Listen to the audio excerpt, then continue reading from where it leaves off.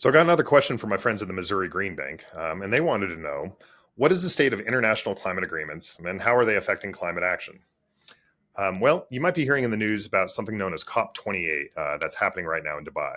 COP's an acronym. It doesn't really matter what it stands for. But the important thing to know is that COP meetings are big treaty conferences where representatives of every country on Earth meet, and over the past decade or so have been joined by a significant number of business people, scientists, activists, and others, and they all come together to talk about climate.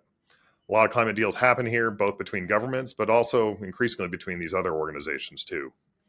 The COP meetings are super important, with the most famous being COP21, and this is where the Paris Agreement was signed in 2016, and you guessed it, the city of Paris. It was a non-binding agreement that set the maximum warming target to be 2 degrees Celsius over the industrial average, with an actual target goal of 1.5 degrees maximum. That comes out to be about 3.6 degrees and 2.7 degrees Fahrenheit, respectively. The science had been really clear that certain environmental tipping points happened at these thresholds. The Paris Agreement was the first time that these scientific statements had been converted into political goals. And this was really important because it introduced the pathway for emissions reductions, for pollution reduction. Specifically, we have to cut 50% of our annual pollution every year, or excuse me, every decade. So 50% between now and 2030. Of the remainder, we have to cut the 50% of that between 2030 and 2040. And of the remainder of that, we have to cut 50% between 2040 and 2050, getting somewhere between 88 and 90% pollution reduction by 2050 overall. At the same time, we need to be ramping up the capacity for nature and technology to absorb pollution from the atmosphere. When this gets into balance, when we are able to capture as much pollution or more as we're putting into the atmosphere, this is a path, something known as net zero. And this is a term that we're all going to have to get increasingly familiar with. Anyways, each country sets its own national goals. They're totally voluntary. And so as a result, there's no way to make these countries abide by them. And even if we did, that would still put us on a pathway to 3 degrees Celsius of warming, which is obviously way past any of the goals. But nonetheless, the Paris Agreement was really essential because it gave the explicit path that regulators and business people around the world would need to follow.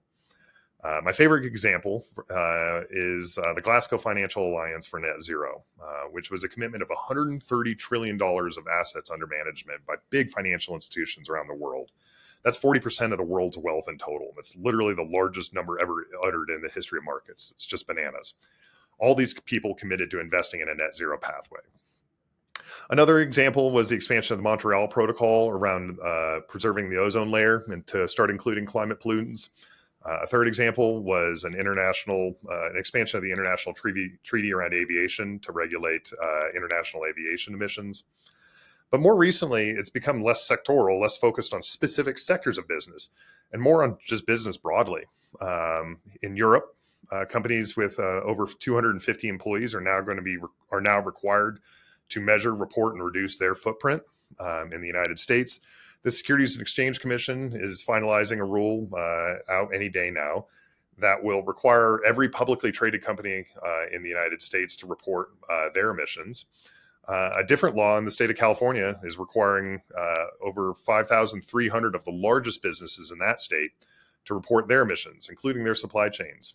Federal suppliers are going to have to start reporting their climate footprint too. So what does this all mean to you?